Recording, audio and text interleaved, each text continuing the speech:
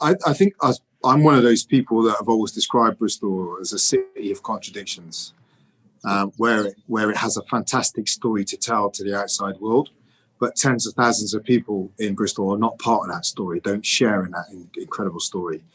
And for the sake of social justice and integrity and economic strength in the future, we have to deal with that.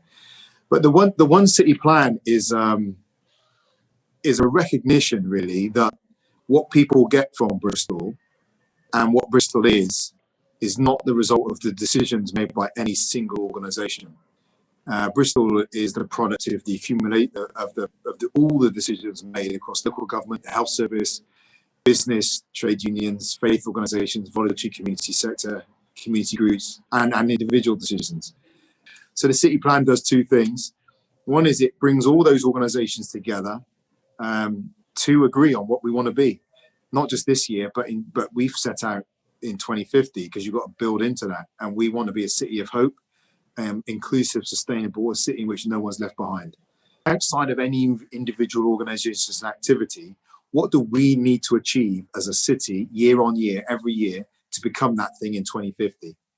And you know, there are some outcomes that are very specific to particular organisations. But even if it's not an outcome you are delivering, you'll know that it's going on and you can bend what you do to support it. So ordinarily, you know, providing foster families would be down to the local authority.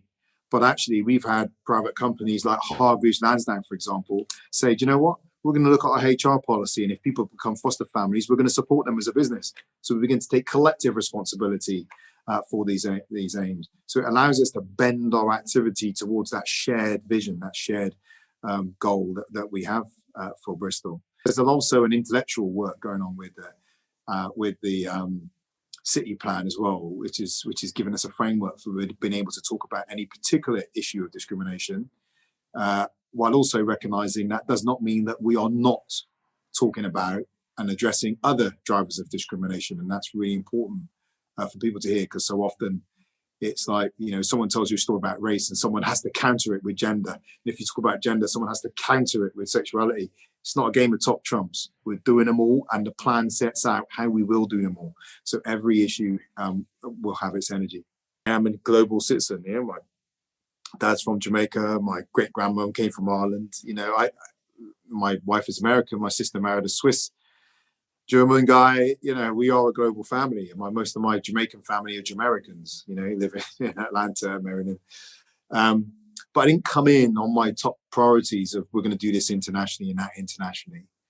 But what's clear is that city leaders need the powers, when we talk about devolution, not just powers to shape what goes on inside their city boundaries, but to shape the national and the international context in which they have to work, because that context shapes life in a city. So migration, right, is an issue of national policy, but has ferociously local drivers and consequences. And that's not just about social, that's about businesses and universities, right? And yet the places where migration happens are not getting the opportunity to shape it. Climate change, as I said, many of the actions we need to take are international. And at the local level, we have a role to play, but we're not going to solve it household by household. It's going to mean system change, fundamentally, or in the systems that underpin our cities.